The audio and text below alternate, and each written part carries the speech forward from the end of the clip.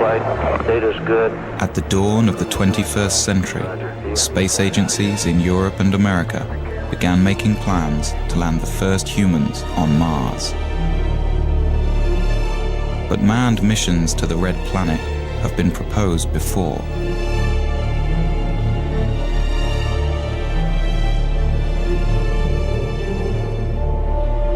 For some, Mars holds the answers to mankind's future in space.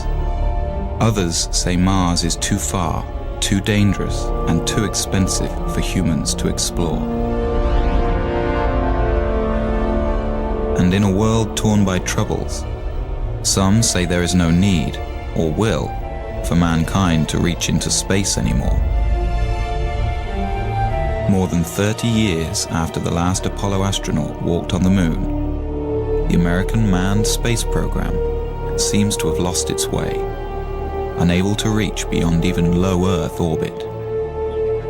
We've got a problem. NASA has been literally going around in circles with its space program for the past 30 years. Astronautical engineer Dr. Robert Zubrin has been arguing for years that sending humans to Mars is the mission the space program needs. It's time that we set goals for NASA that were worthy of the risks of human spaceflight. Mars is the next logical step in our space program. It's the challenge that's been staring us in the face for the past 30 years. It's the planet that's most likely Earth. It's the planet that has on it the resources needed to support life and therefore someday technological civilization. It's the planet that will provide us with the answer as to whether life is prevalent in the universe or exclusive to the Earth. And it's the planet that will give us the critical test as to whether humanity can break out of the planet of our birth and become a spacefaring species. In the early 1990s, Zubrin was the head of the Mars Direct program at Martin Marietta Astronautics. His team developed a mission to Mars that could be done at a fraction of NASA's projected costs.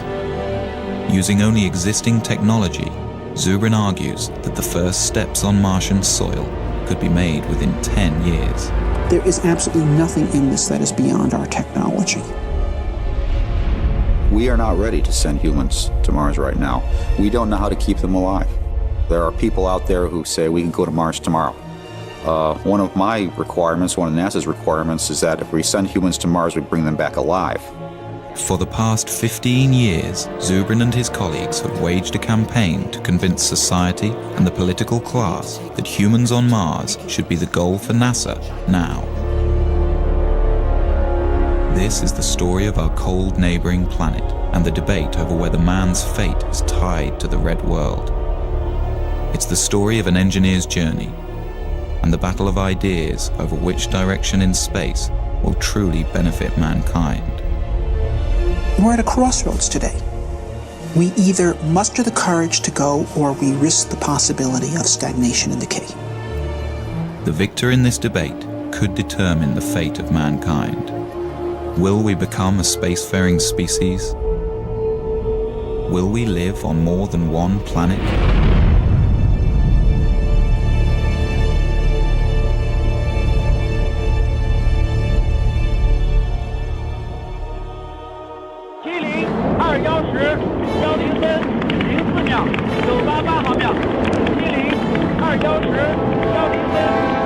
In the winter of 2003, the Chinese put their first taikonaut in space.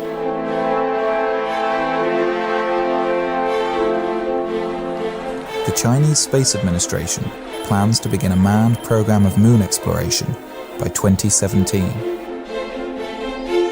The European Space Agency has outlined a plan for humans to the moon by 2024 and to Mars by 2033.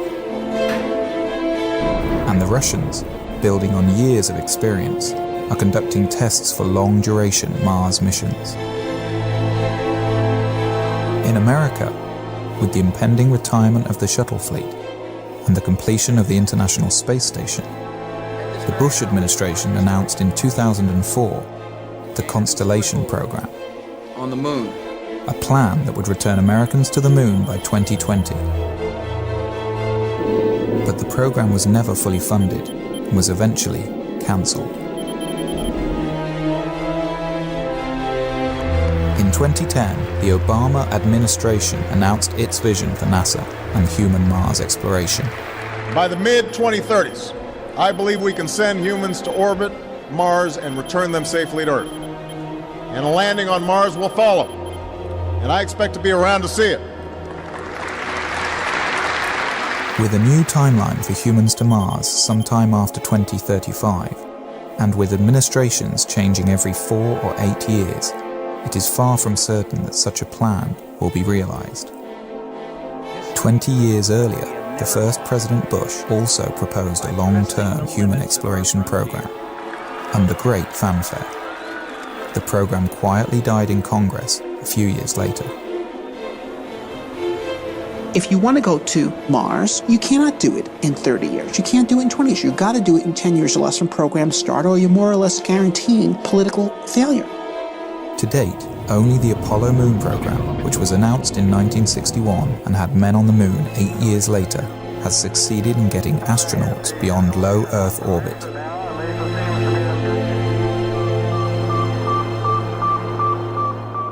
I was 5 when Sputnik flew.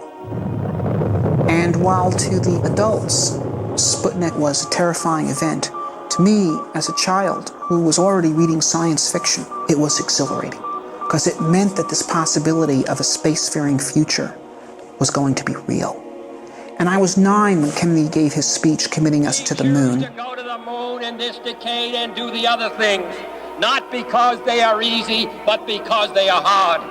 I grew up during the 60s, when it was Mercury, it was Gemini, it was Apollo. Every month, NASA was doing something more impressive than in the month before. We were going to be on the moon by 1970, Mars by 1980, Saturn by 1990, Alpha Centauri by the year 2000.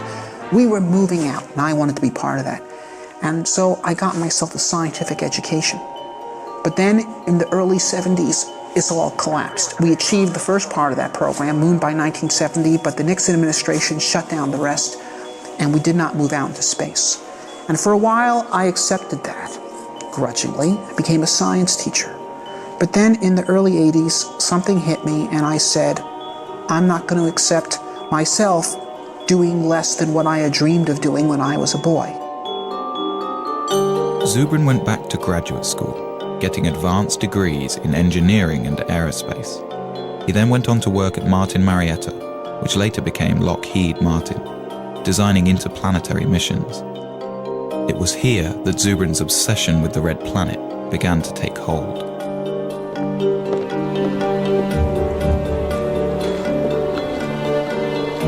While at Martin in the 1990s, Zubrin and his colleagues developed a plan for sending humans to Mars that changed NASA's thinking on the issue. But the plan has languished on the drawing boards ever since. Now, as president of the Mars Society, Zubrin is at center stage in the debate over the future of manned spaceflight.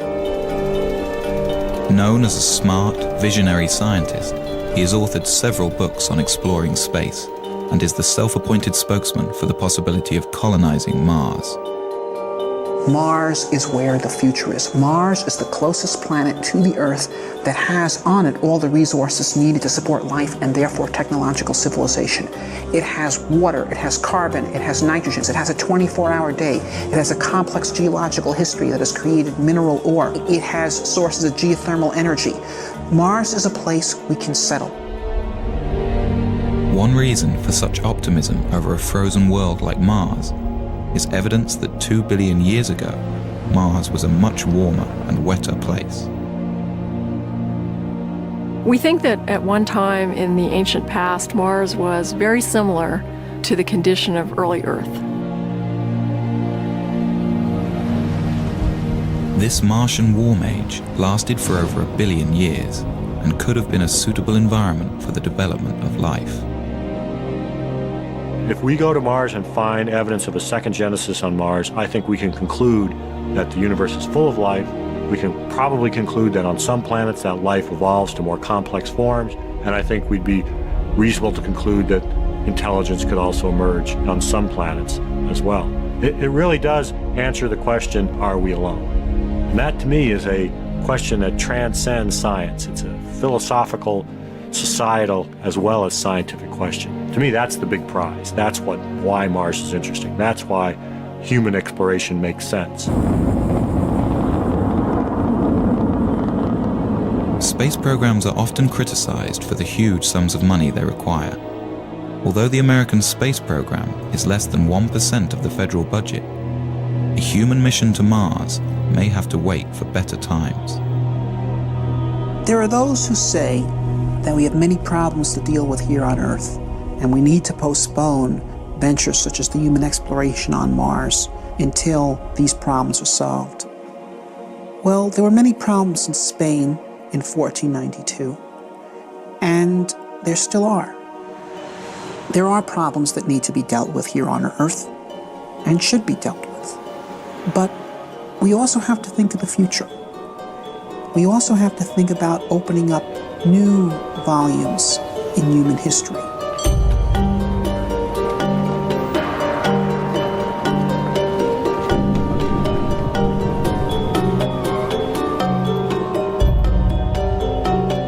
I believe that it's essential for a positive human future that humanity expand into space.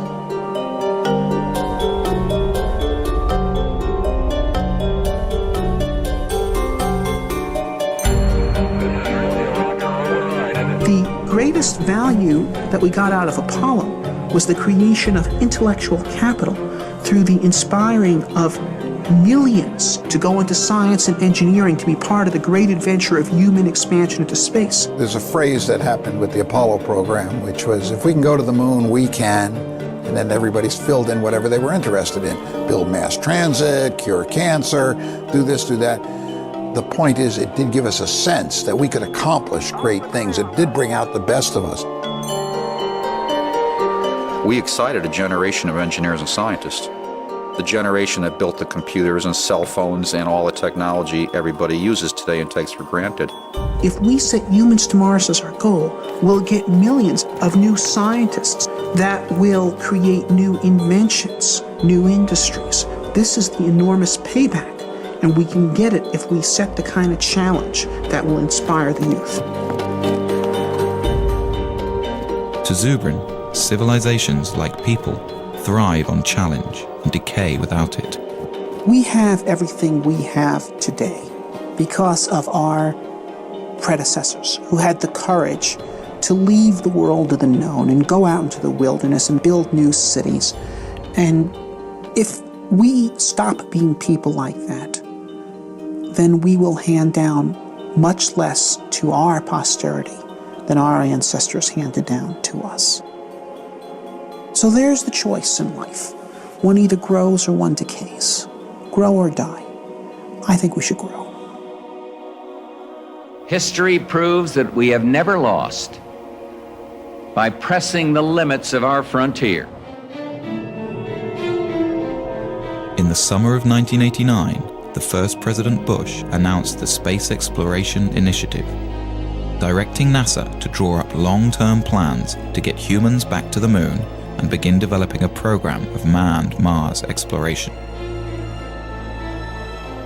At Martin Marietta, Zubrin and his colleagues looked forward to moving NASA's space program outwards after 2 decades in low Earth orbit. Of course, we were very excited when Bush made his call saying that he was making a national commitment to implement such a program. NASA assembled a large team to take on the space initiative. In 90 days, the team developed a 30-year plan that required an enormous buildup of space infrastructure. What the NASA bureaucracy decided to do was basically design the most complex mission they possibly could in order to make sure that everyone's pet technology would remain mission critical, which is the exact opposite of the correct way to do engineering. First, NASA would triple the size of the planned space station and add enormous hangars, as well as free-floating fuel depots, checkout docks, and cruise stations. Then, on the moon, they would construct more shipbuilding facilities, bases, and depots. Next, the moon crew would construct the Mars ship, a huge craft dubbed by its detractors as Battlestar Galactica. This ship would carry everything to Mars over an 18-month flight. Once in Mars orbit, a small group would descend to the surface, spend a few days, then plant a flag in the ground and go home. The plan became known as the 90-day report. To those of us at Martin who had been engaged in designing Mars missions, when they saw the monstrosity of complexity of the 90-day report, we were dismayed, and it was readily apparent to anyone with any insight that that program would fail politically. The plan was submitted to Congress. The estimated cost, $450 billion. The legislators went into sticker shock. This would have been the single most expensive program for the United States since World War II. By the end of 1990, Congress had refused all requests for SEI funding. When the realization came that SEI was doomed, Zubrin wrote a memo to his colleagues at Martin Marietta, outlining his problems with the NASA plan and arguing for a more direct approach. Zubrin favored launching a Mars mission directly from the surface of Earth, using only existing rocket technology. This negated the need for a lunar base and avoided the complexity and cost of building ships in space. He also objected to NASA's plan for a short surface stay on Mars, a mission that would amount to little more than a flag and footprints exercise. To Zubrin, we were going to Mars to explore and develop a new world. To maximize surface time, Zubrin proposed using a faster flight path, known as a conjunction-class mission. This would mean a crew could arrive on Mars after only a 6-month journey. They would then remain on the Martian surface for a year and a half. This would give the team time to explore a wide area and conduct detailed research about the planet. Then, as the Earth return window opens, the crew would launch from Mars for the 6-month trip home. Zubrin was convinced that a simplified, more robust and cost-effective mission could be designed using these principles. Along with several like-minded colleagues, Zubrin decided to ask management at Martin to allow them to design alternative Mars missions. The management approved that, and we formed a team. It was known as the Scenario Development Team, of just 12 people from the whole very large Martin company. One team member, whose thinking was closely aligned with Zubrin's, was David Baker. I went off to my office and said, all right, how would I do a Mars mission if I had to pay for it and I had to go on the ride? And I said, well, it's going to be simple. There's going to be no on-orbit assembly. I really tried to take everything out of the mission that didn't absolutely need to be there. While the rest of the team focused on longer-term, more traditional mission plans that required on-orbit assembly, Zubrin and Baker decided to collaborate on a mission that could be done near-term. We decided to do Mars the way Lewis and Clark did America. Okay? Use the local resources, travel light, live off the land. Zubrin and Baker were convinced that a Mars mission could be launched directly from the ground. The other team members felt this was impossible, that the weight of the rocket fuel required for a round trip to Mars was so enormous it would render the launch ship impossibly heavy. To solve this problem, Zubrin was exploring a radical idea that had been kicked around the aerospace industry since the 1970s. The idea was to produce a methane-oxygen rocket fuel directly from the Martian atmosphere. It was a relatively simple and robust chemical engineering procedure that was done commonly in the 1800s, the era of the gaslight. If the idea worked, astronauts could land a relatively light ship with empty tanks. They wouldn't have to ship all the fuel with them for their return trip. This would radically lower their size and weight. The only problem was methane-oxygen fuel requires a hydrogen component. Hydrogen exists on Mars in the form of H2O, but water may be difficult or impossible to extract from the Martian environment. Really, the hydrogen was only 5% of the total weight of the methane-oxygen propellant being manufactured. So if you just say, okay, we won't be pure, we won't get all of the propellant from Mars, we'll just get 95% of the propellant from Mars. The other 5% of the hydrogen we'll just bring from Earth. Another fundamental resource that could be extracted from the Martian environment is oxygen. A second processing unit could separate oxygen molecules from the thin carbon dioxide atmosphere, providing breathable air for a Mars crew. If used intelligently, The same resources that make Mars interesting are precisely what could make it attainable. Baker and Zubrin had greatly reduced their mission mass, but they still found their ship was too heavy and would require 2 launches and assembly in space. Then Zubrin hit on an idea. Well, one of the key events of the Mars Direct development was one morning Bob burst into my office and said, "I've got it." The idea that I finally hit on in 1989 was that we would split the mission up into 2 parts, and we'd send the return vehicle out first with its own return propellant plant. So the propellant would be made on Mars before the first astronauts ever left Earth. With 2 separate direct-to-Mars launches, a human crew would have a fully fueled ship waiting for them on the surface of Mars before they ever left Earth. So Zubrin and Baker had come up with a plan that seemed to accomplish all of their goals. It was relatively inexpensive, development time was short, they could use existing technology, and it allowed for a long stay on the Martian surface.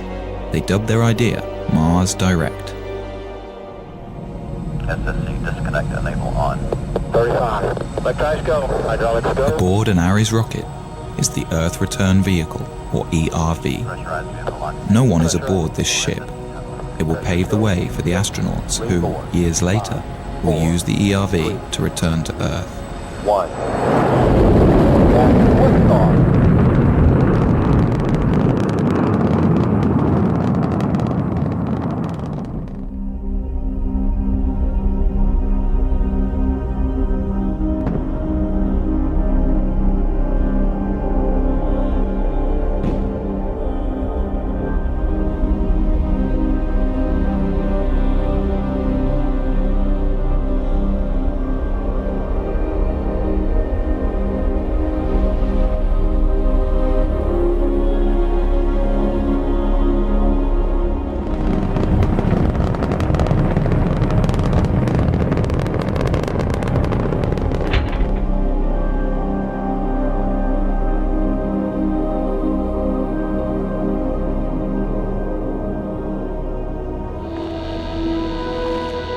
On its second day, the ERV deploys a small nuclear power reactor. The reactor powers a chemical plant inside the ERV. The plant will produce the methane-oxygen rocket fuel for the launch home.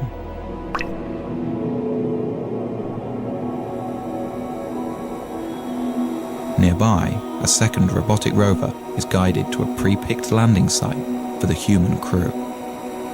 It places a radar transponder to help guide the astronauts in. The long journey to land a human being on Mars begins. 3, 2, 1, engine start.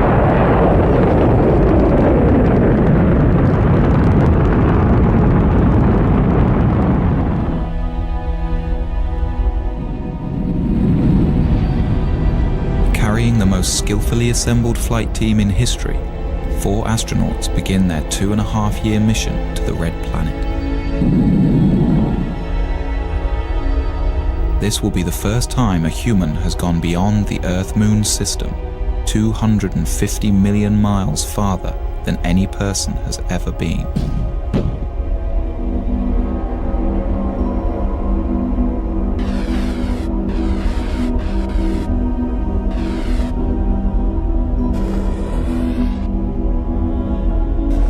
To the health problems of zero gravity and to fully acclimate the astronauts to Mars, the ship will deploy a weighted tether attached to the last stage of the spent rocket booster. By thrusting the ship into a rotational spin, the counterweight of the rocket will create centrifugal force and thus artificial gravity. The crew will be able to live with their feet planted firmly on the floor during their 6-month transit. But the HAB is not entirely alone on its journey. Just ahead of it is a second ERV, identical to the first. Launched just a few weeks prior to the HAB, it will prepare the way for a second human crew that will follow 2 years later. It can also function as a backup for the first mission if anything should go wrong.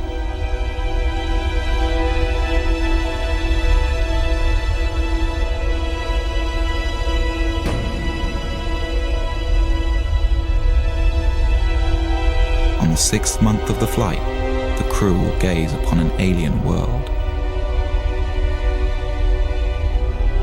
This is the new frontier. Oh, spectacular. Just spectacular. After days in orbit and satisfied with the landing conditions, the crew will receive final word from Mission Control on Earth. All systems are go for entry, descent, and landing. 3, 2, 1.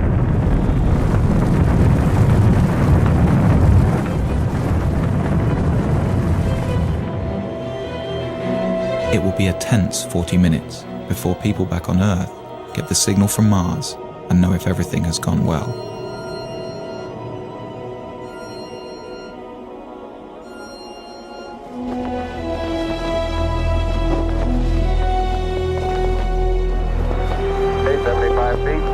Looking good, down a half.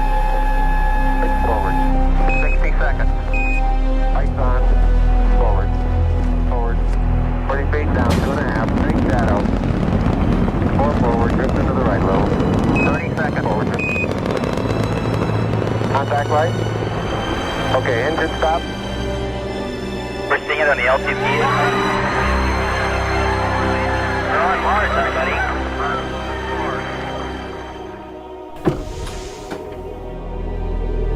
For more than 500 days, the astronauts will live on Mars and embark on one of the greatest journeys of discovery in the history of science.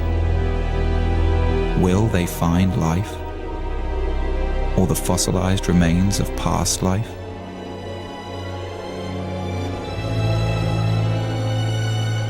Such a discovery could tell us whether our solar system has seen more than one Genesis, and answer the ultimate question: are we alone? In any case, these explorers will be learning how feasible the colonization of Mars really is, and whether or not mankind has a future among the stars.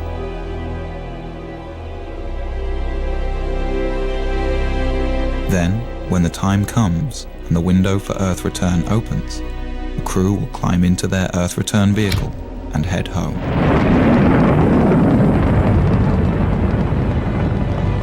They will arrive home heroes, the first to stretch the limit of man's expanse from one planet to another, their names added to the list of great explorers of new worlds. In their footsteps, others will follow.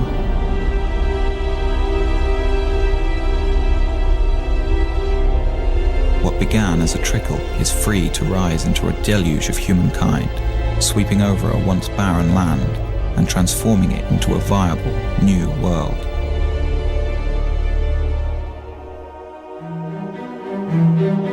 When Baker and Zubrin presented Mars Direct to their bosses at Martin, they expected the worst. To their surprise, management was excited about it. They liked the fact that everything needed was relatively simple and near-term. As time went on, Martin Marietta embraced Mars Direct as their creation and put Bob and I on an airplane to several NASA centers to present Mars Direct and try to build some momentum for it. Baker and Zubrin flew to the Marshall Space Flight Center in Huntsville, Alabama. This had been one of the original design hubs for the Apollo moon landings, but recently many of the engineers had become demoralized by the failure of NASA's SEI program. Tag team style, Baker and Zubrin presented their alternative mission architecture. The response was thrilling. The old-school Apollo crowd embraced it. This was a plan that actually made sense and was within reach. Baker and I gave a number of briefings. The first was at the Marshall Space Flight Center. Next was at Johnson. These people were incredibly excited. Over the next few weeks, Zubrin and Baker were flown around the country, pitching to all branches of NASA. And everywhere they went, the response was electric. The plan was standing up to scrutiny, and groups all over NASA were converting to Mars Direct. Their tour culminated in a public presentation to the National Space Society. The crowd gave the two aerospace engineers a standing ovation.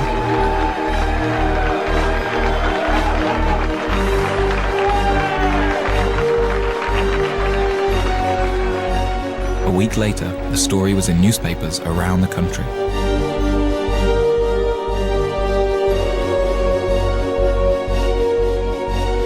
But a counterattack was beginning to form within NASA. The space station teams and many in the advanced propulsion groups were against the idea. Since Mars Direct didn't need their programs, they felt under threat. As quickly as doors opened for Zubrin and Baker, they began to close. NASA didn't want to pursue a Mars mission at that time. They didn't want to be derailed by a bunch of Mars fanatics that thought that their idea of what NASA should do should overwhelm what NASA thought NASA should do. What we did in Mars Direct was literally come up with the leanest solution, the one that involved the least spending on an assortment of technologies and infrastructural elements, including, for example, we made no use whatsoever of the International Space Station. And so people involved in all those programs were very upset because we were showing that you could go to Mars without their program being required. And they felt that we were de-justifying them. The NASA administration rejected Mars Direct. The two engineers were outsiders again. But Zubrin remained determined. Bob had grabbed hold of it, and I could see that it was his, and no matter what I did, he was going to do what he was going to do, and he was going to be a proponent for it and push it. And I really saw my role sort of evaporate. It's a little bit like being a dim planet next to a bright star around him in terms of his enthusiasm, and you really can't compete with that. All you can do is decide how you're going to deal with it. By February 1991, Baker quit Martin to start his own firm. Zubrin battled on. For the next year and a half, Zubrin tried to get NASA to pay attention, giving speeches, writing papers, but Mars Direct's time seemed to have passed.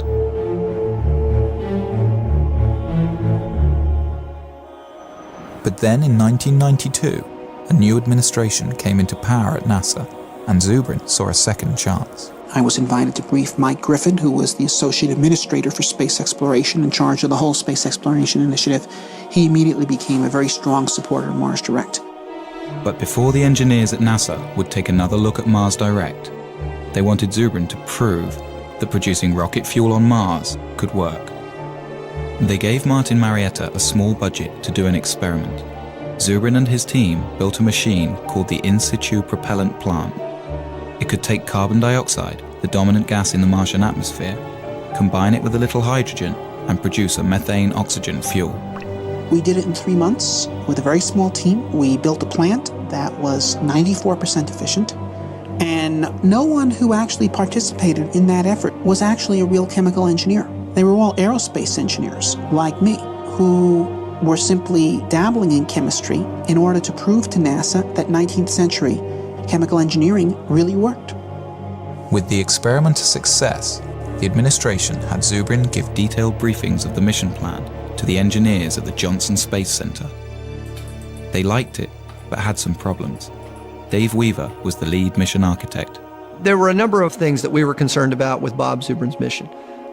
First of all, we thought his estimates of mass were probably too optimistic.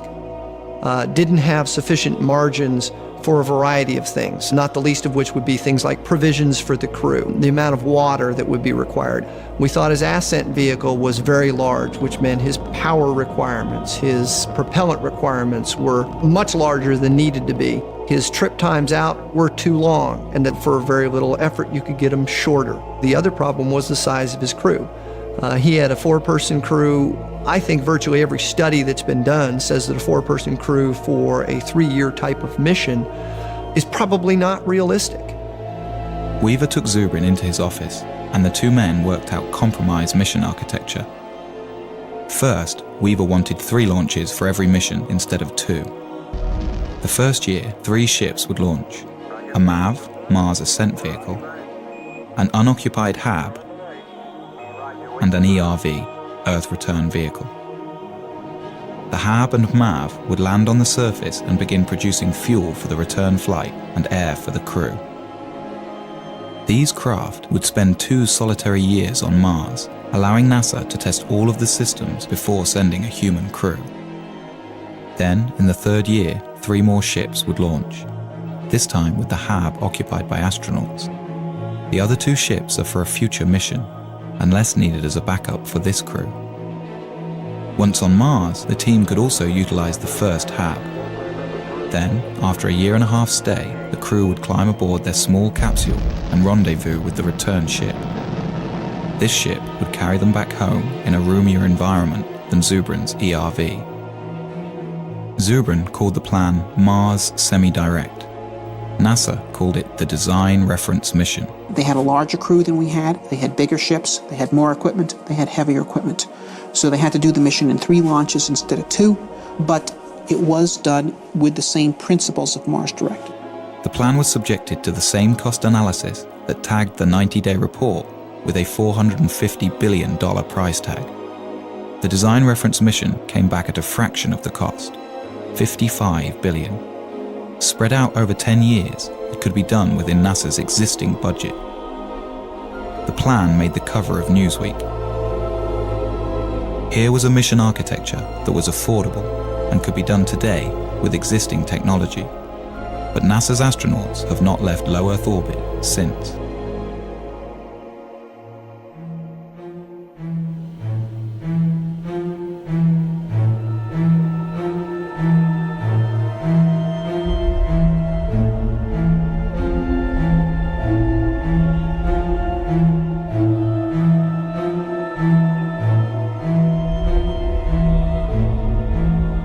With the completion of the International Space Station and the retiring of the Space Shuttle program, a debate rages over the future of space exploration. Should NASA continue to focus on low Earth orbit, developing technologies for the future? Or should NASA have a goal, like it did in the 1960s with Apollo? The way we got to the moon was by a presidential imperative that demanded that NASA get to the moon within a decade. So NASA was forced to sit down, design a plan for how to do that, and then fly the mission. Since that time, without the presence of a driving imperative, we engage in basically a random set of constituency-driven programs which are justified ad hoc afterwards by the argument that they could prove useful at some time in the future when you actually have a plan to go somewhere. I think NASA has focused on a steady process where the government can't just pull the plug on their funding. I think the Apollo cancellation was very traumatic for NASA, and it really transformed NASA from what it was in the 60s to more of what it is now. If you have a singular program like going to Mars, then it is very vulnerable to having its funding pulled. NASA must be destination-driven. It is the only thing that allows the agency to be productive. NASA was 100 times more productive when it was destination-driven than in the period that it has not been. And we have stagnated in NASA since 1973. 30 years, more than a generation, has been wasted.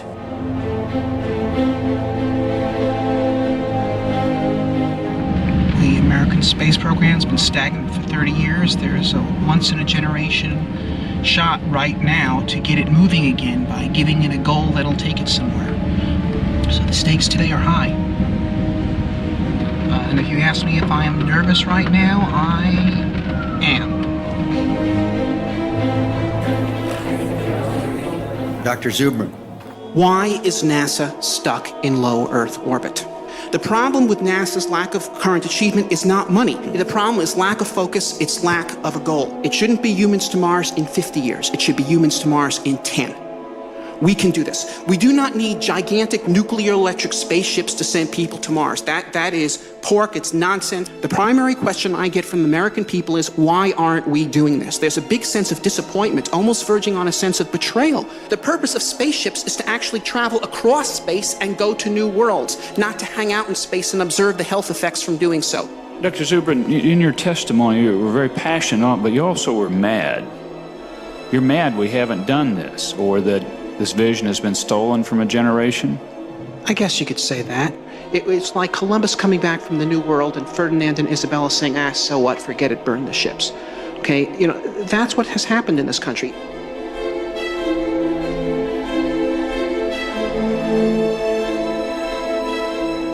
We've won our point that there needs to be a destination.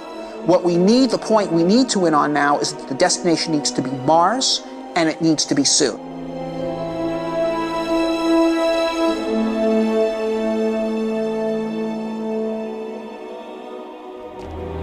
The movement to send humans to Mars in the near term began at the University of Colorado in 1978.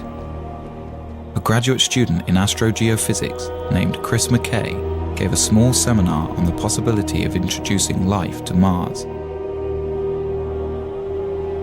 I got interested in Mars in graduate school. I entered graduate school the same year that Viking landed on Mars and sent back these images, and it sent back data that showed all the elements needed for life are here on this planet, and yet there's no life here.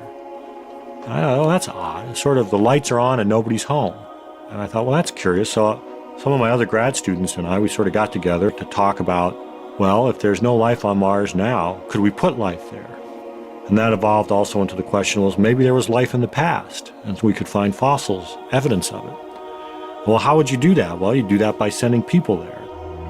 Together with fellow graduate students, the group decided to put together a small conference to discuss the matter of human Mars exploration. We basically just started a forum. We invited everybody from all the NASA centers and from all the universities that were involved in it, and they all came. And it really was, in retrospect, I realized a very important step toward building a consensus for human exploration of Mars. In 1996, I published my first book, The Case for Mars, and the response was phenomenal. I got 4,000 letters from all over the world. I had Parisian bankers and 12-year-old kids in Poland and firemen from Saskatoon and astronauts, and they're all writing me and saying, how do we make this happen? Bob Zubrin came to the third Mars conference and got very much involved. And he was willing and interested in forming a society, forming a group and organizing. He said, look, if we could pull these people together, if we can get them to work together, we could have a force that could actually make humans to Mars happen. The group formed the Mars Society. Robert Zubrin became the president. They held their first convention in 1998. The convention was just magic. We had no idea how many people were coming. They were there not just from the United States and Canada and Europe. They were there from Israel. They were there from Mozambique. They were there from New Zealand. It was astonishing. Since its inception, the Mars Society has attracted members worldwide. Much farther than the rover can do itself. Derek Shannon is the head of the Southern California chapter. He's met with political leaders from all over the country. If you make them look at the whole Mars vision in historical terms, it becomes a much easier sell. How will the Martians remember our century? They're probably not going to remember our deficit, our wars, our healthcare. Those will be footnotes. What they'll remember is that out of all of human history, there came a generation that decided to take this amazing step out into space. And if you tell politicians that they're the ones whose names actually get to be remembered, that's when, hopefully, the space program starts going somewhere. In order to further the knowledge necessary for a manned mission to the Red Planet, the Mars Society has been building research stations around the globe, all of them based on the design of Zubrin's HAB module.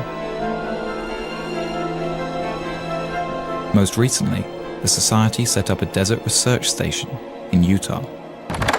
Here, international researchers and aerospace students come to do experiments under the harsh desert conditions and learn what's necessary to keep a Mars crew alive and productive. Basically, what we're doing here is undergoing analog studies. Crews of up to 6 people at a time come together to live in a full simulation environment for up to 14 days. So what that means is every time we go outside the HAB, people have to don spacesuits. They have to depressurize. When we go outside, they're called extravehicular activities. They can only be of a certain duration due to the air supply. We have to recycle all our water and basically have our own food as well.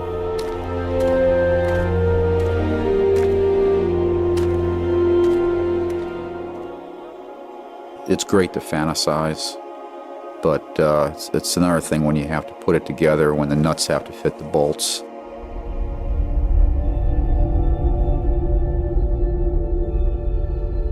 Like the Apollo missions to the moon, sending human beings to Mars will mean putting people in harm's way. There are many dangers in outer space, and many things could go wrong. A serious equipment breakdown could doom the crew to their deaths.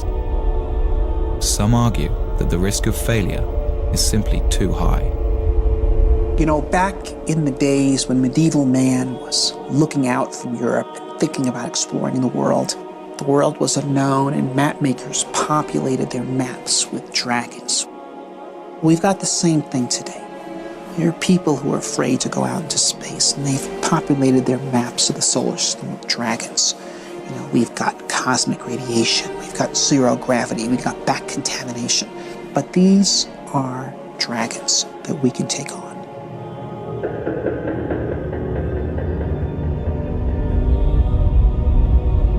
There are two kinds of radiation astronauts must contend with in outer space: solar flares and cosmic rays. Solar flares are floods of protons that burst from the sun at irregular intervals and would be dangerous to an unshielded human crew. We are not ready to send humans to Mars right now. We've got to know a lot more about radiation and radiation mitigation. One of the Apollo flights barely missed, like by a week, a major solar event. If it had gone off when the Apollo astronauts were on the way back and forth to the moon, they would have gotten their entire lifetime radiation dose in that one mission. And that's just one solar flare. So that's why we worry about this. In the Mars Direct plan, Zubrin envisions a central, insulated core where a crew can retreat to while the radiation passes by. The core would be surrounded by all the provisions of the mission. This should stop any harmful dose of radiation from reaching the astronauts. Basically, you use your pantry as your storm shelter. So a solar flare happens, the alarm bell rings, the crew goes into the storm shelter, they stay in there cramped up pretty tight for a few hours until the all clear rings and they come out. This is going to happen once, it might happen twice in the course of the mission. The second type of radiation is cosmic rays. This constant rain of charged particles comes from interstellar space and cannot be avoided without many meters of shielding. We can experience some of this type of radiation on Earth at high altitudes. Airline pilots who spend their careers flying high in the atmosphere can receive almost as much of this radiation throughout their life as a Mars astronaut would on a 2.5-year mission. It's a long trip. It's a 6-month trip there, a 6-month trip back. It's probably a year on the surface. That's a lot of radiation. The best estimates are that the magnitude of that dose is not that great, perhaps 60 rem of radiation scattered over 2.5 years. Now, 60 rem of radiation delivered over a long period of time like that would not create any noticeable effects at all.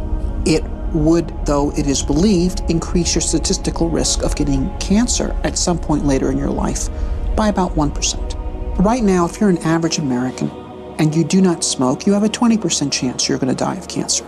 This would make it 21. If you're an average American smoker, it's 40. So in fact, if you recruited the Mars crew out of smokers and sent them to Mars without their tobacco, you would be reducing their chance of getting cancer.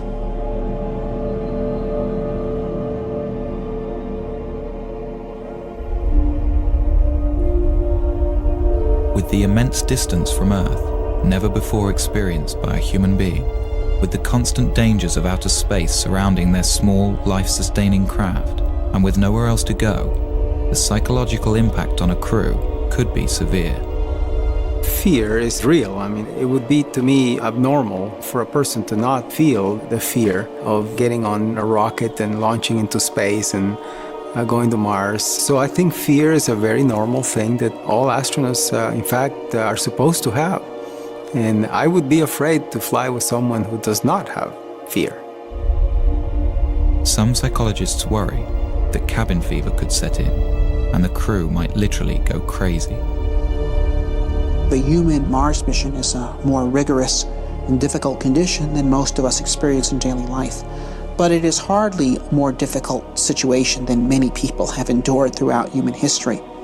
We could compare the Mars crew to the crew of 19th century or prior sailing vessels, many of whom were away from home for 3 years or more than 3 years, under conditions in which they're eating extremely bad food, without any medical knowledge to support their health, commanded by brutal officers. In every respect, the crew of a human Mars mission with the full support of mission support and the whole world cheering for them and great rewards awaiting for them in life upon their return, is in a vastly superior condition. The Mars Direct crew will spend most of their time inside the 2-story hab, carefully designed to promote psychological well-being despite the confinement. The space where I think everybody would spend the most time, just like a lot of homes on Earth, would be the galley wardroom area. There would be chairs, a table, some kind of large screen for entertainment. You would have individual staterooms about 4 or 5 feet wide. The ability for them to communicate with loved ones, with colleagues on Earth, I think will be almost unlimited. A Mars crew will need to be carefully chosen and thoroughly tested to ensure their ability to handle the extreme isolation. Wow, what a place. What a view, isn't it, John? It's absolutely unreal. John Young, who went to the moon, used to say that he could cover the Earth by just lifting his thumb up to it. And he says that when you go to Mars, you are going to redefine the concept of loneliness. And so it is very important that the crew be well balanced and well chosen so that they can support each other. Whoever gets picked to go, they will have to learn to live together for 2.5 years. If you put out a call for volunteers for the first crew to Mars, they'd be lined up coast to coast. Most people recognize what's left after you go is the good you left behind. And to take part in an adventure of this character, such a historic character of extending the reach of the human species, this is something of immortal significance.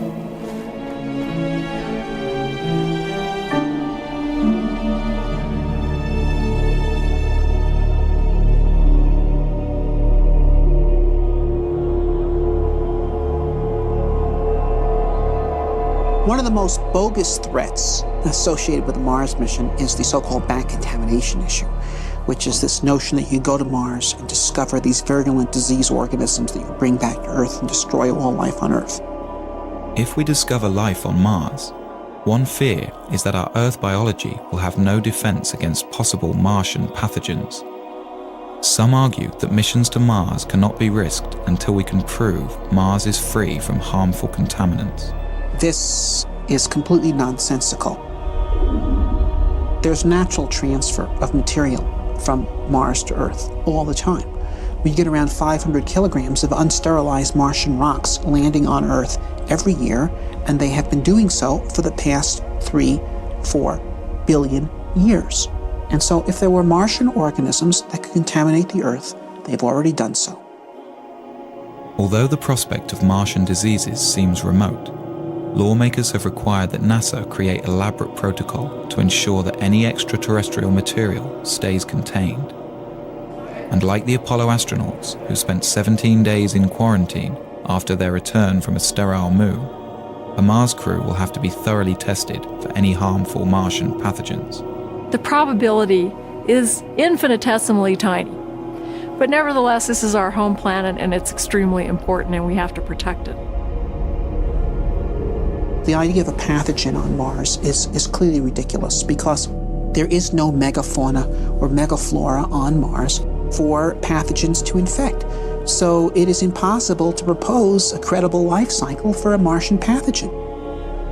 The diseases that afflict us have been co-evolving with us and our ancestors and near relatives for the past 3 billion years, and they are specifically designed to live inside the habitat of the human body and to overcome its defenses, and they've been engaged in an arms race with the human defenses for those 3 billion years. This is why humans do not get diseases from distantly related species. For example, I don't know of any person who has ever contracted Dutch elm disease. And trees don't get colds.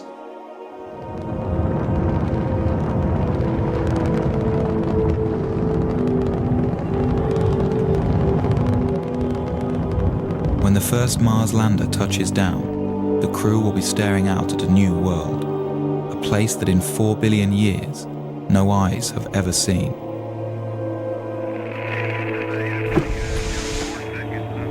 The crew won't be alone. millions of television viewers back home will be watching as the first man or woman places their footprint into the rust-colored soil. The crew will savor these moments, for here, someday, a new branch of civilization might begin, and future Martians will remember and celebrate this day.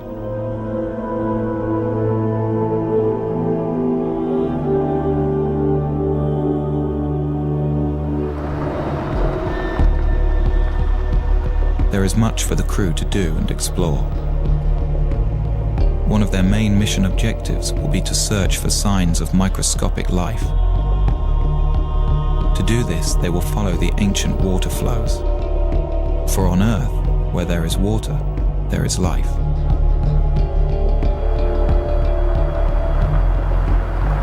To help the crew in their search, they will have a pressurized rover that allows them to explore in a comfortable shirt-sleeve environment.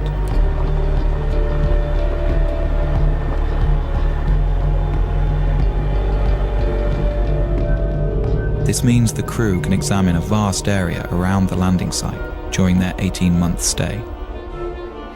And there is much to explore. Mars has 58 different kinds of topography and a surface area equivalent to all the continents of Earth combined. A more subdued surface over here. If these explorers can uncover the fossilized remnants of indigenous Martian life, they will redefine mankind's understanding of its place in the universe. And we better press on to the big boulder. For if life arose separately on a planet so close to our own, it strongly suggests that the universe is a biologically rich place and full of life.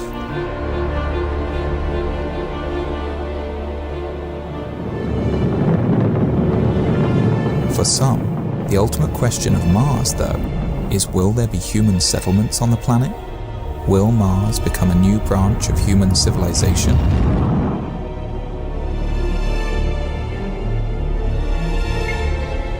As each subsequent Mars mission explores a wider and wider area of the planet over several years, an ideal site for a base will be found, probably one with a thermal vent that can supply water and power. At that point, several HABs will be landed in this one spot, with crews that plan to stay for 4, 8, or even 12 years. The HABs will be interconnected, and a permanent human presence on Mars will be established. This scientific community will have to learn to become self-sufficient, to be able to survive on Mars without supplies constantly being sent from Earth. But unlike any other planet in the solar system besides Earth, Mars has all of the fundamentals needed to make this possible. Its 24-hour and 37-minute day is critical for growing plants. It has all of the elements necessary for creating building materials like plastics, metals, and glass. And it has oceans of water frozen into the soil. If we can develop this craft of living on Mars, then Mars becomes inhabitable. Not immediately physically, but intellectually. I mean, look, what determines whether an environment is habitable or not? Is Colorado habitable? We're not naturally adapted to live in Colorado. We're tropical animals. No one could survive a single winter night here without technology, such as clothing, efficient use of fire. We invented our way into becoming people that could colonize such hostile environments.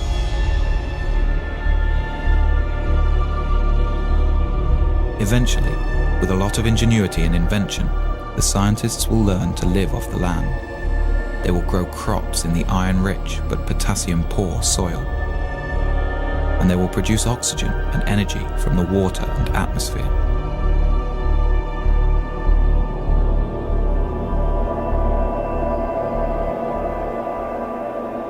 Sooner or later, children will be born, the first true Martians.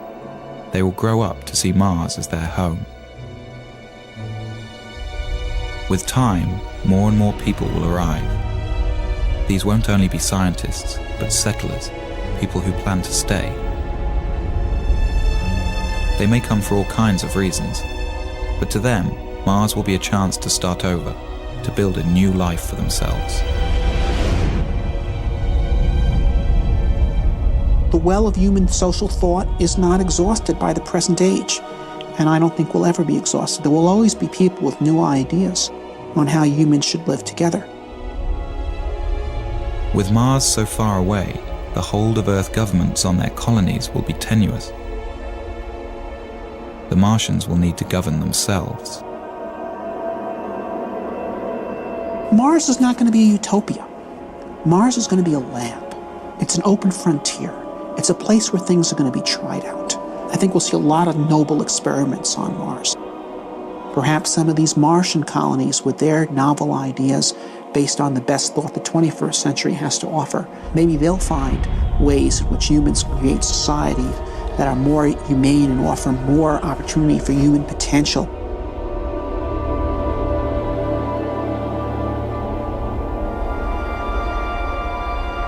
The ultimate dream of the Martians will be to terraform their planet, to make Mars as hospitable as Earth.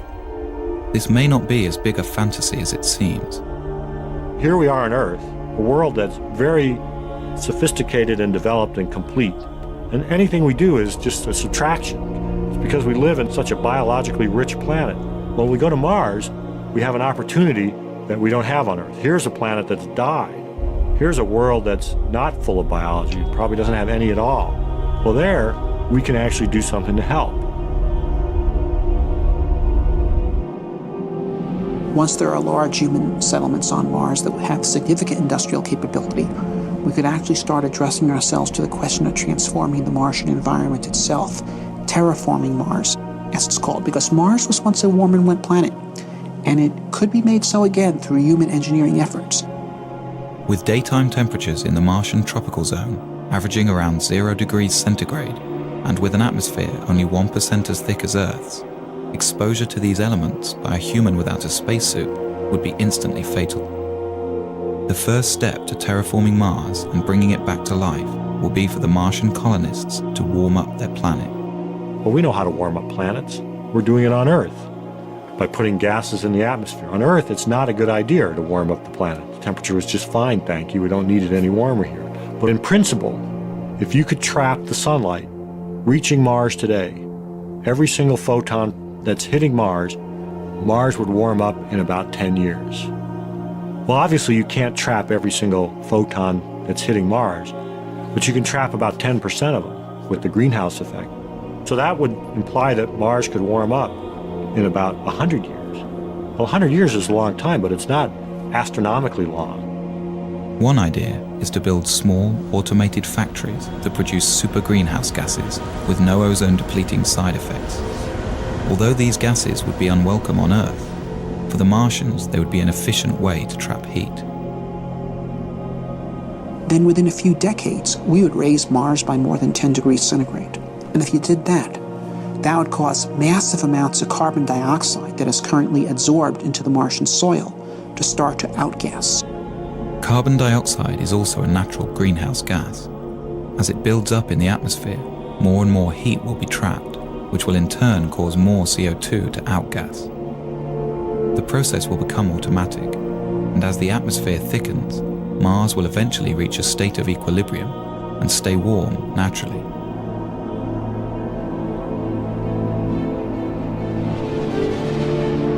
The rise in air pressure would mean that the human colonists could discard their pressure suits and walk around the surface of Mars carrying only a supply of oxygen.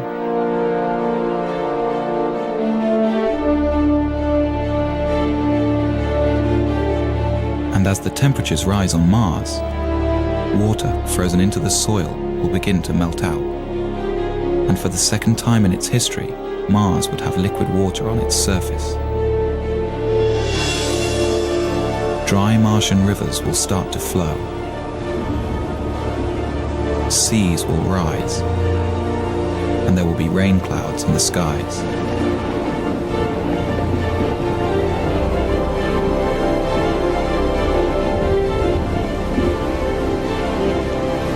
The return of Mars to its warm and wet stage will make it a fertile environment for life.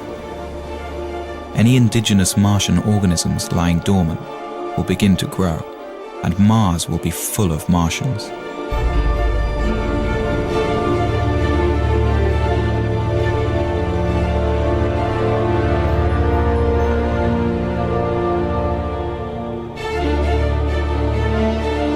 If no native life emerges, or that life is all dead, then humans could begin addressing the idea of bringing life from Earth. At first, it would be simple organisms, perhaps genetically engineered, that would thrive in the Martian environment. Then more complex plants could be introduced.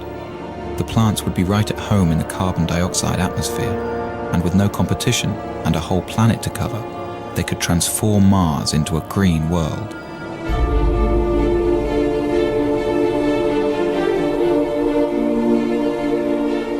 Warming Mars so that it sustains life is rapid, but then the slow process of making the atmosphere breathable for humans and animals starts, and that's done by plants. Although the process will happen naturally, if the colonists can't find a quicker way, it will take tens of thousands of years. This is a philosophical debate. Many people think the universe has a big sign on it that says, "Do not touch. Leave it alone. It was made this way. It is not in our purview as human beings to change anything." I can respect that view, although I disagree with it. I think the universe has a big sign on it that says, "Go forth and spread life." Because when I look around the universe, I think life is the most amazing thing we see. It is just incredible. And we human beings are uniquely positioned to help spread life from this little tiny planet, which it seems to have been started on, beyond. And that's our gift. Earth's gift to the universe, I think, is the gift of life.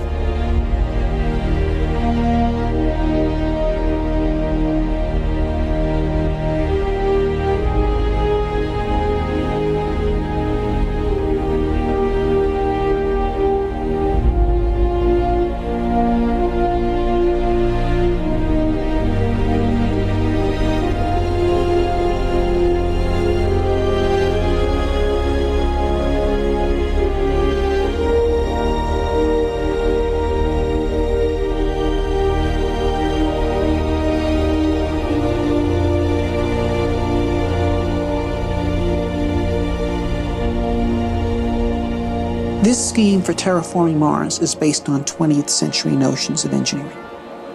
I don't think it is how Mars will actually be terraformed. What you have here is a 20th century mind trying to address a 22nd century problem.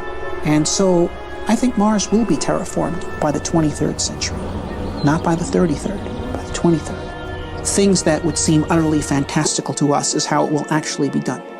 But it'll be done. We're at a crossroads today. We either muster the courage to go or we risk the possibility of stagnation and decay. The exploration of the solar system and expanding of life through the rest of our solar system and someday beyond is the kind of thing that will keep our civilization going.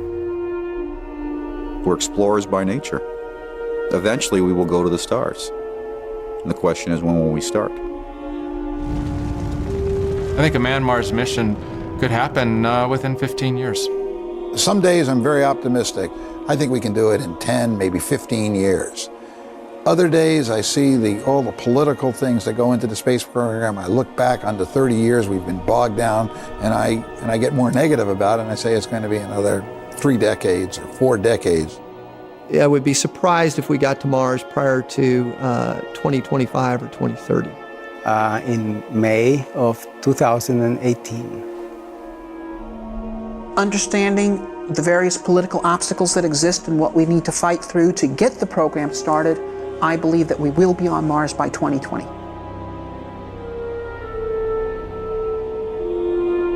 You have to believe in hope. You have to believe in the future. There are more and more people coming around to the point of view that a positive future for humanity requires human expansion to space. We will eventually break through the forces of inertia that have been holding this thing back.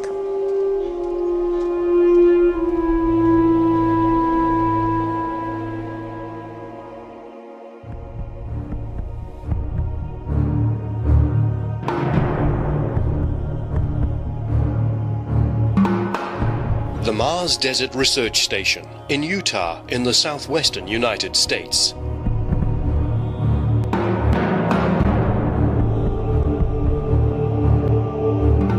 These are the members of Mission 118 at the MDRS.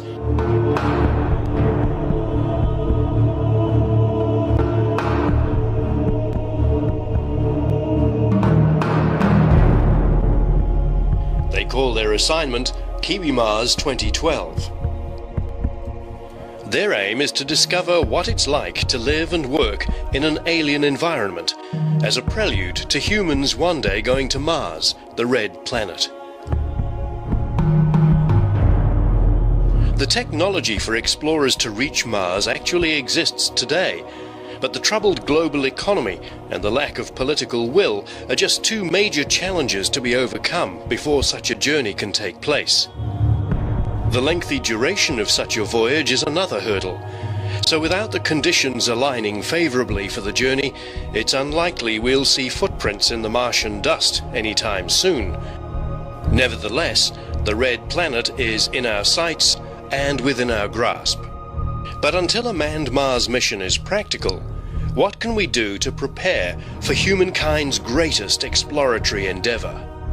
The answer for the crew of Kiwi Mars 2012 is to learn something about exploring and living on Mars right here without leaving Earth, and perhaps in some small way contribute to the next giant leap for mankind.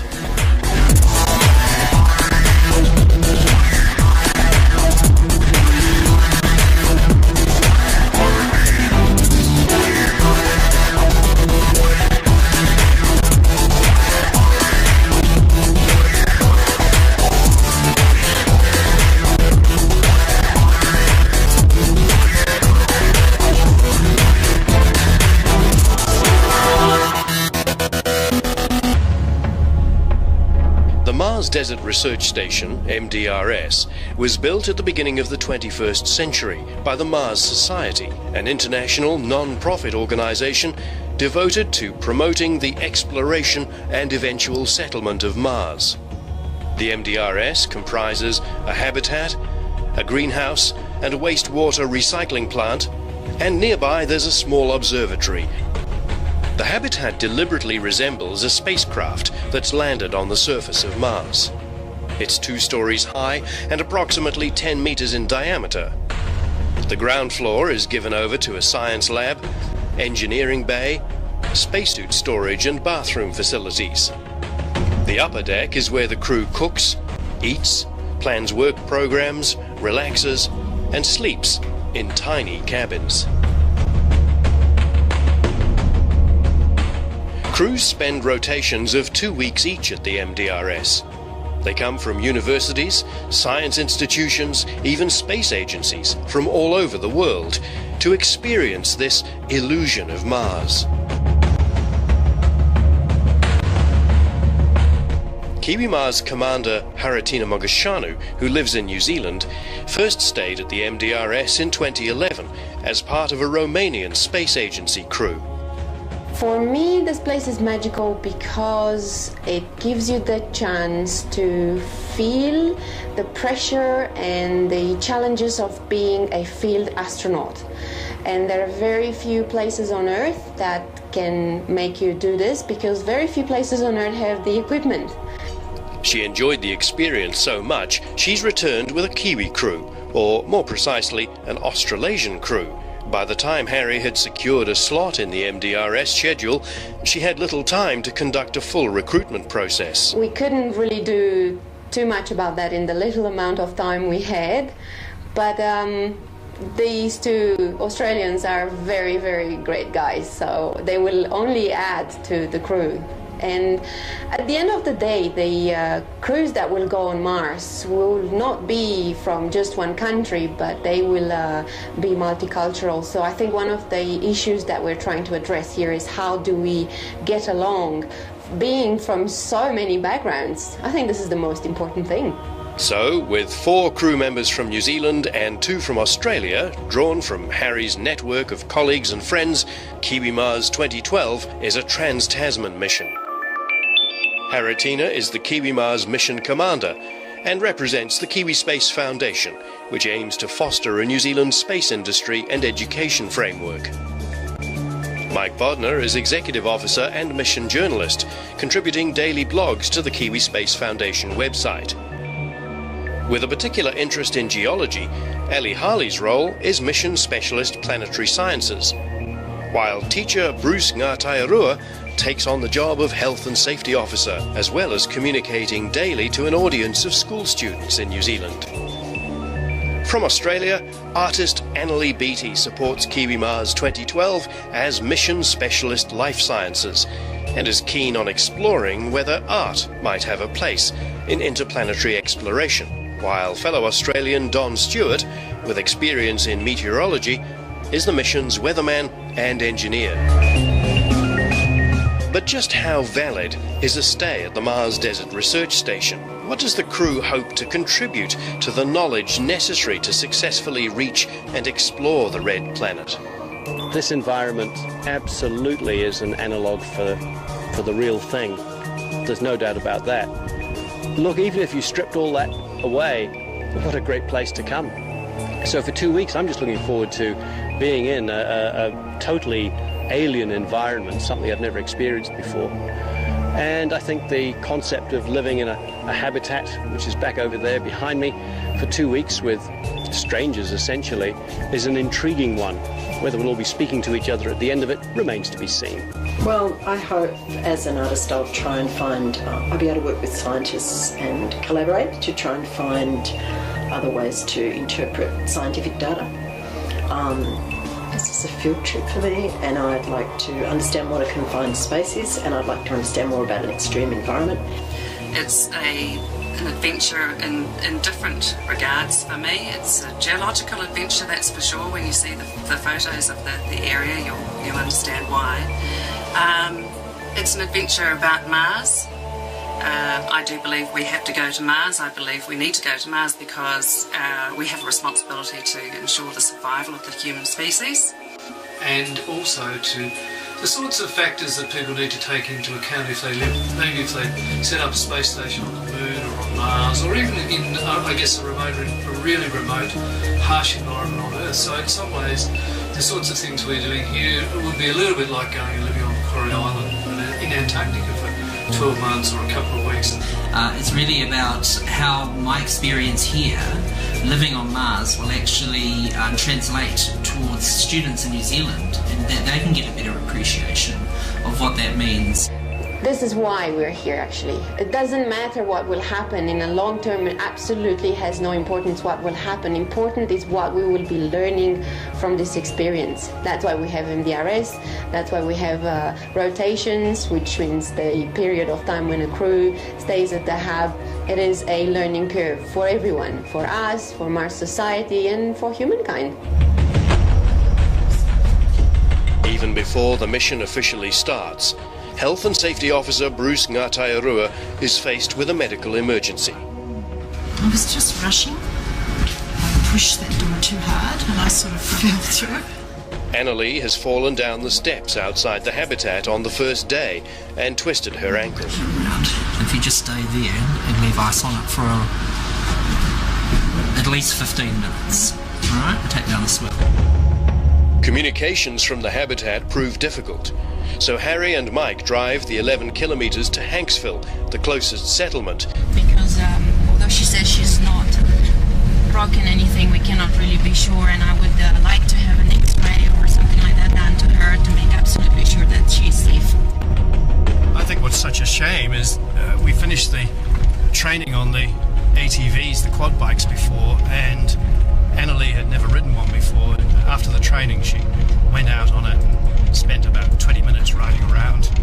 She came back with a big smile across her face and said that was awesome. She was so happy. And the next thing, she's flying out the door and down the steps, and oh dear, talk about going from one extreme to the other. A crew member of mine, she fell on the stairs and I think she twisted her ankle. I hope it's not broken, but because I have no way of knowing, I need to make absolutely sure. Is it possible we could get an X-ray done? 300 west. Awesome. Thank you so much, sir. Okay, see you soon. Bye. Not wanting to risk Annalee having a broken ankle, Harry elects to take her for the almost 90-kilometre drive to the nearest X-ray clinic.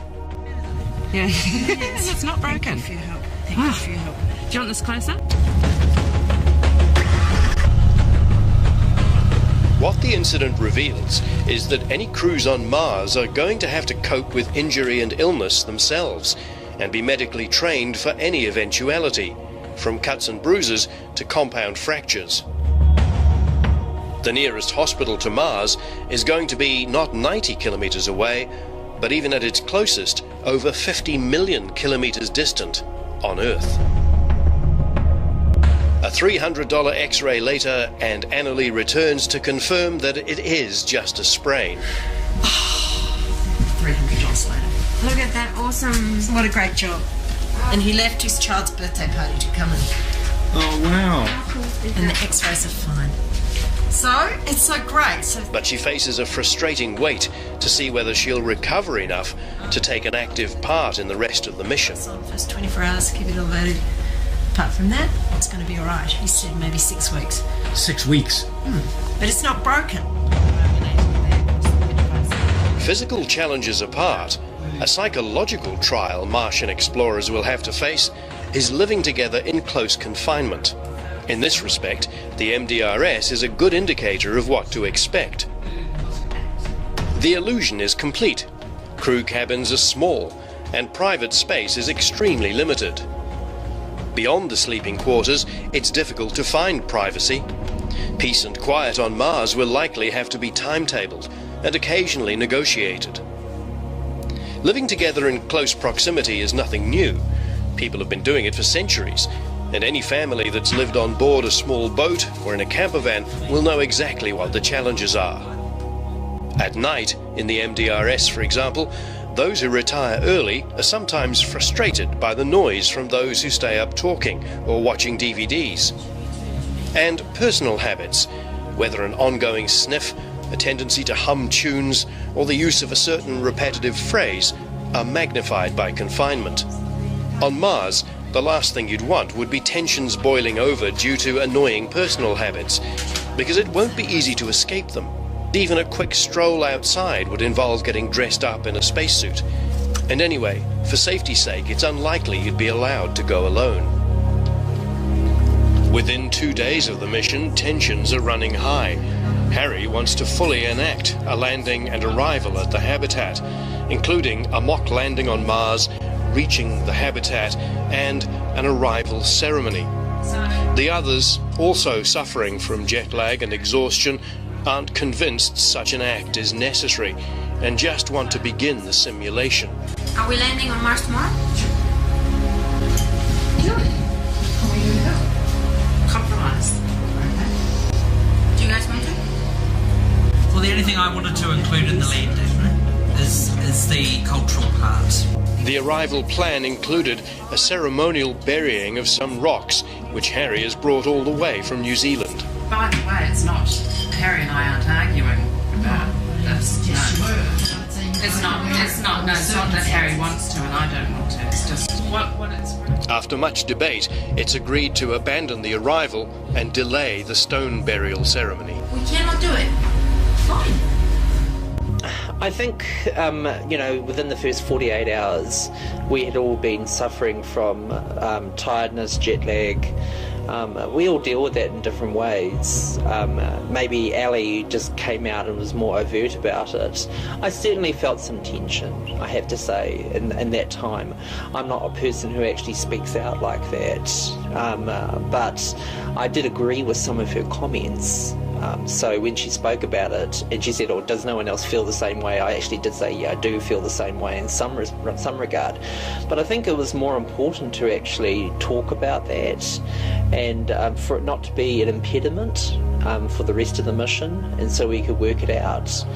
So airing it was the best thing, and I'm glad she did. So I felt quite relieved after she said it, to be honest. However, Bruce has to exercise his health and safety authority to make sure Harry's enthusiasm for the mission doesn't override her own basic necessities. told her to eat something, otherwise she'll flake. Yeah. She's not coming out unless she's had breakfast, right? Yeah. So, yep. She said she'll eat. If she doesn't, let me know. Right. Harry's created a challenge for herself, though. After flying from New Zealand to Los Angeles, she then elected to drive all the way to Colorado to rendezvous with the rest of the crew. It took 15 hours, after which there was no time for rest before continuing on to the Desert Research Station. At this point, Harry has been on the go for over 30 hours. But then Bruce has his own condition to manage. He's diabetic. But it's not until everyone's at the MDRS that he tells Harry. Out of concern, she restricts him from driving the quad bikes or going on field trips without full support. That gives a new dimension to the expedition. I don't think it will change too much because commanders on Mars or on any field expedition, they have to deal with emergencies. Even if they won't be able to come with us on the field, which is probably the case more for Bruce, surprisingly, than for Analea, we will have plenty of work for them to do at the hub, especially that we need people to be in comms contact. And in a way, strangely, I'm a little bit relieved that we can have someone at the hub that is not going to be upset that they're not going to go on a field trip, because as you know, we cannot have everyone out on the field. There have to be 2 people at all times in the hub.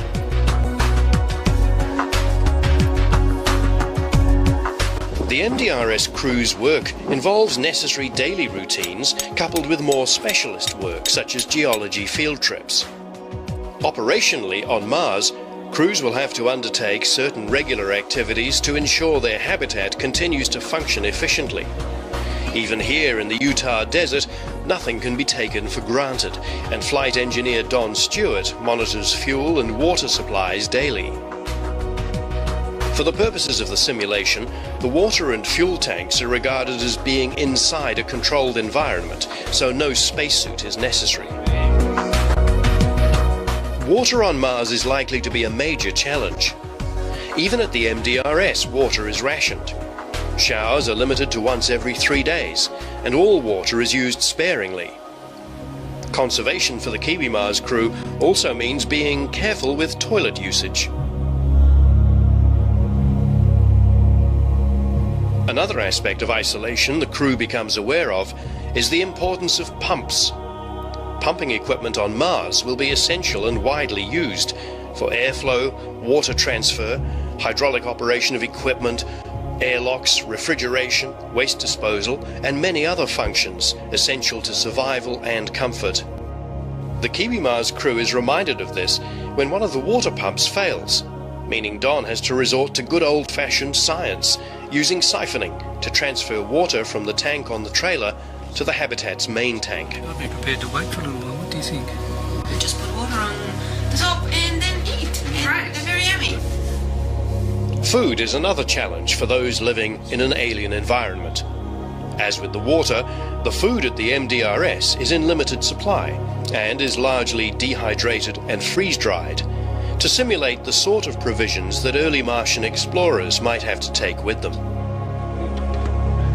The catering routine alternates between one day of cooking and the next more of a just-add-water approach. We made a muck-up yesterday with the cooking days. We actually meant to cook and we didn't cook, so we're just going to put it on track again now. And have a non-cooking day today, and one tomorrow, and then cooking day, cooking day. Crews who stay at the Desert Research Station also participate in a nutrition study undertaken by Cornell University for NASA, and Kiwi Mars is no exception. Mission 118 crew members weigh themselves each morning and record the data. Each evening, they complete a survey about what they consumed, how it tasted, how it made them feel, whether they ate more, the same, or less than normal, and so on. This is done online and received by Cornell University's researchers. The nutrition study is one genuine practical contribution MDRS crews can make to a successful mission to Mars. incrementally building up a picture over time about how useful or effective various types of food might be. However, one challenge real Martian explorers won't face, hopefully, is the invasion of their food supplies by aliens, in this case, desert mice. The Kiwi Mars crew discovers on the third day that mice have successfully penetrated the pantry and eaten their way into some of the food stocks, which are discarded for health reasons.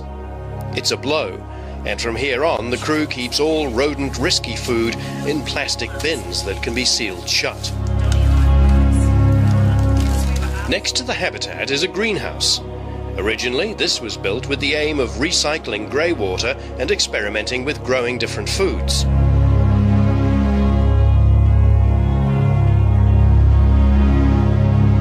However, it's fallen into disrepair, the grey water recycling equipment lying idle, and the greenhouse shelves empty of plants.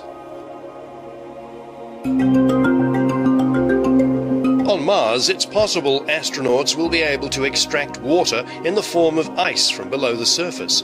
But on the long journey to reach the red planet, efficient water recycling will be essential, just as it is today on the International Space Station. Presently, the space station recycles just over 75% of its water, so it's not yet fully self-sufficient. But research into how water can be totally recycled promises to have tremendous benefits here on Earth, as well as for future space explorers. Although the atmosphere in the Utah desert is perfectly breathable, MDRS crews have the option of wearing simulated spacesuits for going on EVAs, extravehicular activities, including Annalie, whose ankle is now fully functional again.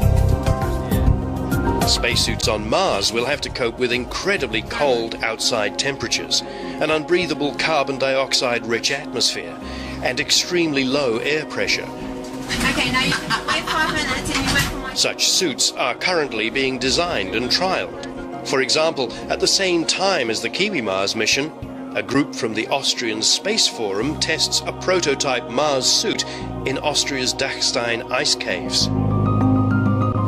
At the MDRS, crew members simply wear overalls and boots for venturing outside, but kit up with backpacks containing air circulation equipment and helmets that, while not airtight, do at least give the wearer some idea of what future Martian explorers will have to contend with.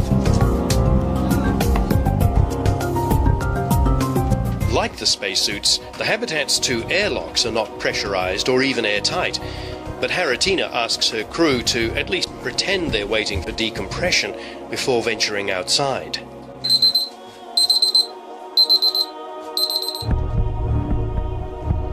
Once outside, there will likely be 3 options for Martian explorers: go on foot, travel on a motorized buggy of some sort, or pile into a pressurized rover, which would allow them to take off their spacesuits and travel longer distances in reasonable comfort.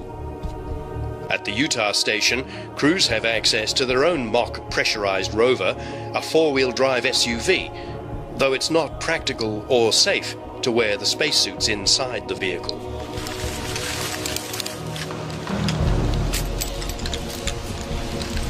Which means any such rover on Mars is going to either be restricted to 2 occupants or be much larger than the HAB's 4-wheel drive.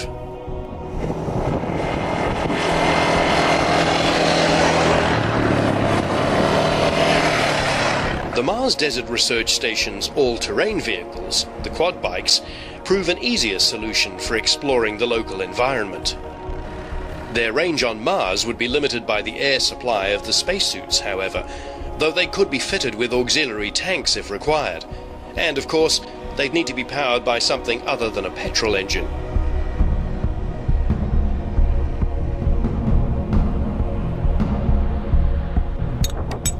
On Mars, human explorers will have the ability to do in a few hours or days what currently takes rovers weeks or months to achieve. Just being able to physically pick up or crack open a rock will provide a wealth of knowledge that, with rover technology today, is so limited and so slow to gather. Here in Utah, Mission 118 explores the desert landscape, searching for geological specimens and evidence of water activity, but today without spacesuits, as it's 36 degrees Celsius. The experiment is about understanding the geology of a catchment area, and so you can collect your gravels to find out what's in them. In this particular gravel, we may have some Jurassic deposits, Cretaceous deposits. We've got a lot of really, really cool stuff here. A key clue to previous life on Mars, and the one that would be the holy grail of geological finds, will be fossils. In the Utah desert, fossils are plentiful if you know what to look for. On the ridge above the MDRS is a field of fossilized oyster shells between 60 million and 160 million years old. A clear sign that there was once water and marine life in what is today an arid desert.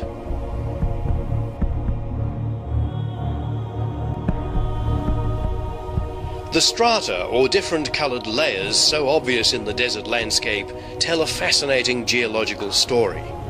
Each sedimentary layer represents a different period of geological progress and gives clues as to what was happening tens of millions of years ago. On Mars, with rovers such as Spirit, Opportunity, and now Curiosity, NASA's strategy has been to understand what happened to Mars's water by looking for particular rocks or features, such as those that form when water is present, just as the Kiwi Mars crew is doing in Utah. Even on the observatory path beside the HAB, there's evidence of past water activity. These little balls are called concretions. And although they look man-made, they are actually perfectly natural. And they're made in a similar way to a pearl is made in an oyster, starting with a single grain, which then builds up over time, in this case, to become perfectly globe-shaped. Fascinating. But guess where else they're found? That's right, on Mars. They were dubbed blueberries by NASA scientists after they were discovered by Opportunity's close-up camera. You can see that there's these beds that are kind of going like this, yeah, and then right above it, some of them going like that, and then you see this layer here of rocks that kind of extends into there. Totally different flow regimes. This tells you something about the speed of the flowing water that deposited the formation. Halfway through the mission, the Kiwi Mars crew hosts a visit by scientist John Rusk from NASA Ames in California. So you can see how narrow this is. This was a fast-flowing regime of water here, probably similar to what we were just standing on. John was a member of just the second crew to stay at the Mars Desert Research Station and has extensive knowledge not just of the Utah landscape, but what to look for in terms of water, fossils, and other evidence of life. The environment around the HAB is very interesting, and it is relevant to Mars exploration. While it isn't a Mars-like atmosphere or Mars-like temperature conditions, it does have features that geologically look similar to what we have observed on Mars as well, such as inverted river channels, steep gullies that are incising into cut banks of large buttes, and other features that look like boulders laying around on these plains that may have been eroded by liquid or flowing water. So the surface here has been dominated by water erosion, and in some places on Mars that is also true. It is hypothesized that life, if it exists on Mars, might exist in rocks or underneath rocks. And out here in Hanksville around the HAB, there's very rich field sites that have hypoliths and endoliths colonizing underneath rocks and within rocks. That gives scientists a chance, an opportunity to test their ideas, their theories, and their hypotheses about the potential for life to live in rocks, perhaps on Mars. Back at the habitat, the crew's rock and fossil collection grows as the days go by. They've found fossilized shark's teeth, gypsum, and plenty of petrified wood, including, out in the field, a whole petrified tree trunk many millions of years old. I have managed to find some just stunning specimens, petrified wood. Wood that looks like wood, like it was cut up this morning, but wood that's also been silicified and it's orange, it's red, it's yellow, it's green, it's beautiful. When you look around this landscape, you're seeing layers, very clearly delineated layers. It's called the Morrison Formation. It's sedimentary and was laid down over the eons by freshwater, by seawater, by desert, and by plant. Everything's the same. So whether you're looking at a large scale or a tiny scale, everything is exactly the same. We were looking in a microscope just a second ago. I asked you to look on the plate before you looked in the eyeglass. You said there's nothing on the plate, and when you looked in the eyeglass, there's a little pebble with pebbles stuck in it. And that's the perfect illustration of what's going on out there in that landscape. Is everything is made of the same. It's all on relative scales.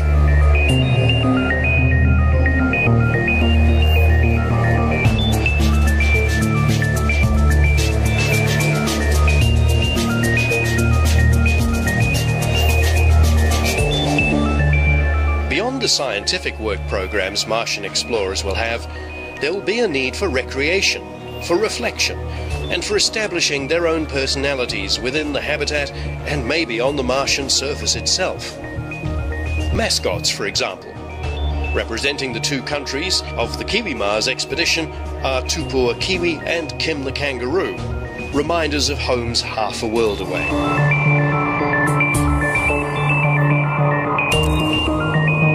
Mascots aside, one of the givens in terms of cultural identity is the symbolic planting of a flag.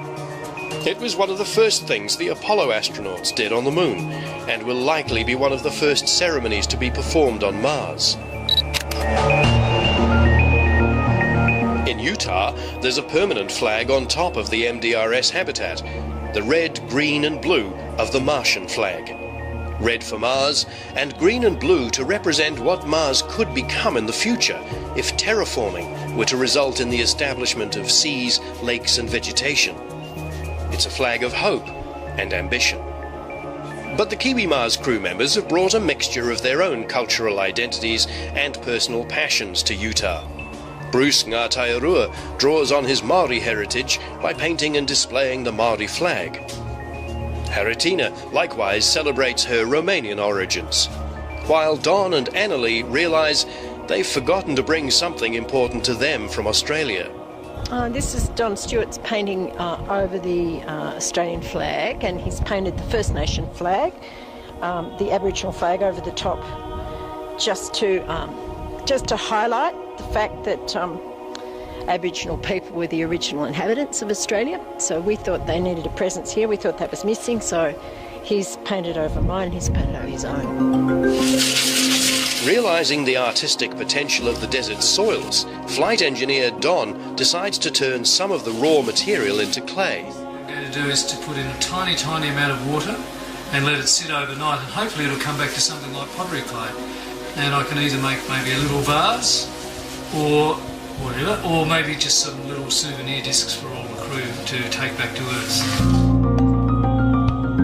In the end, he chooses to make a bowl, though without any means to glaze or fire it, it's eventually returned to the desert. Annalie also turns her attention to art, preparing for a planned exhibition based on the mission. What I've been trying to do is I've been trying to do some drawings of people in spacesuits. So I woke up early this morning and I thought I'd paint Alexei Leonov. There he is up there. It's from his book, Time and Perception in Space. So I just thought I'd try and warm up. I'm not really a watercolour painter. I haven't really trained as a watercolour painter, but anyway, look, I'm giving it a go. This will probably be the first of a number of impressions, just to see if I can get the hang of the suits. Perhaps more important than what the crew has brought with them is what they send back. Each day, teacher Bruce communicates with the Kiwi Mars Mission Control at Wellington's Carter Observatory, where hordes of school students have been visiting and learning all about the mission and about the Red Planet itself. Via online messaging, they send questions to Bruce and the crew about what the mission is doing, what they're looking for, what they're eating, and generally what it's like to live on Mars. So I'm telling them we eat all sorts of different foods. All of it is rehydrated. In other words, we're just adding water, but it tastes just like the same kind of food that we've got in New Zealand. And a lot of them are getting a great kick out of that because, you know, they think it actually tastes quite different and horrible. The main questions they've been asking is about how we've been getting on here. Some of it's been about what the food we eat, some of it's been around, how do you go to the toilet, what does it feel like to be in a spacesuit, those kind of questions. We've actually had a couple of schools come in specifically for Kiwi Mars because they are looking at space and they're looking at extreme life in their own studies at school, and it's fitted in really well. We've had some really good comments from the teachers about that as well, because it's actually, if they haven't learned a lot, I mean, they've come with an imagination and it's fired them up to actually learn more, so that's really great. On Mars, however, communication with Earth will involve a frustrating delay, anything up to 20 minutes, even though radio signals travel at the speed of light, due to the immense distances between the two planets.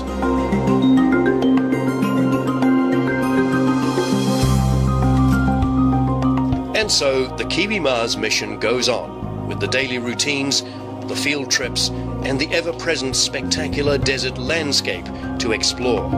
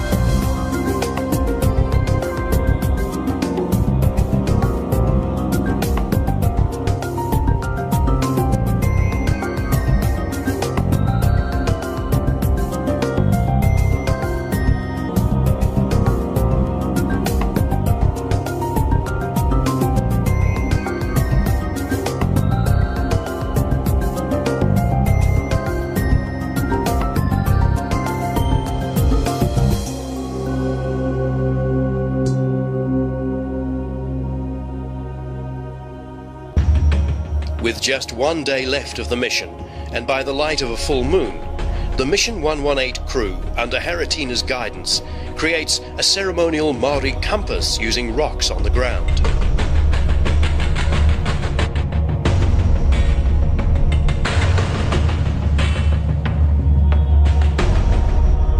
Haritina and Bruce also finally symbolically bury the rocks from Island Bay on the coast of New Zealand's capital, Wellington. They're from an area known appropriately for Mars as Red Rocks.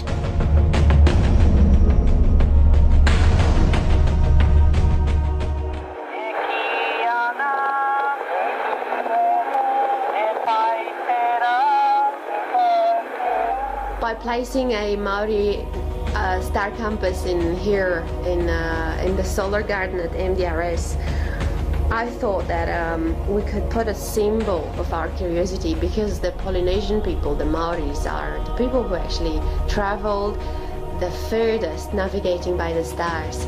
So they are, to me, the biggest symbol of this. So that's why I wanted to have it here. It's just a memento, a reminder that you have to keep your curiosity open.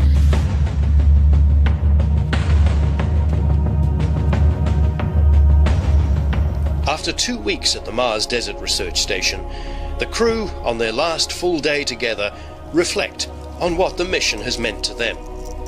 Seeing the Lift Canyon, seeing the fossilised tree down the Lift Canyon was the highlight for me of all, because it represented life. It was a beautiful fossil. It's all chipping away and eroding away, but it was just, that was a joy. Is the colour of the landscape. That's the big thing for me. I didn't expect it to be so beautiful. And how everything in it has adapted to it, I think has an analogy, and it's already been said here this morning, about how people adapt, about how creatures, if you like, because we're all creatures, adapt to their environment. When you're outside there and you look at the little rivulets where water has run, that's where you find all the plants. And you can see the life, the lizards, the other burrowing creatures, even the ants building their homes. And we've been here for 2 weeks building our own home, transient though it is. But I think even in that period, there's been adaptation on our part. I was extremely impressed with that. The amount of learning that I had from this place, like the stuff that Ali taught us about the stones and the geology of the place and everything, that was just amazing. And I'm just so much richer going back home now than I came 2 weeks ago. It's just unbelievable how much I've learned. One of the big highlights here is to actually communicate with students. The views have been great, but to be able to actually communicate that to them live and synchronously as well has been a real joy for me. It's like being a huge classroom. I loved it. I think the highlight for me while we've been here is seeing Factory Butte. It's so impressive the way it just sticks out in the middle of nowhere, and it's draped by all that beautiful grey Mancos shale, because it really is symbolises, if you like, just how incredible the whole landscape is. Even immediately outside the hab, you walk outside the hab, it's incredible. And and our place in it for the last couple of weeks, the whole has been just a highlight in general. It's been great. I think we've done really, really well just to live and sleep and work together all this time without anyone losing it. And so, on the final day, it's pack-up time. But apart from the rewarding experiences the crew takes back, and kilograms of geological samples in Ali's case, cynics might say they haven't really contributed to humanity's next giant leap, and that this has all been just an illusion. For a start, we did all our research, we did all the EVAs, we collected the samples, we took the pictures, we described in our words how the Martian surface might look like for the schools back in New Zealand. We interacted every day with them through Carter Observatory, so I think it was a very, very successful mission. But it depends on what objectives you've got by coming here. And every single organization sending people here has different agenda. So I reckon it's exactly as you would go to any camp, any other camp. Just the uniqueness of this place is that it's insisting on keeping people in SIM. And as I said, the SIM is as real as you can have it. I'm happy. I don't care if this is made of titanium alloy or of wood. What I care about is what you get out of it. So it's mission accomplished for Kiwi Mars 2012.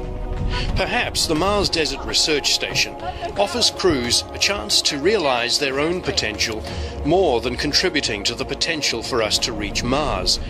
But in the end, the more we understand ourselves, the better prepared we are for the future.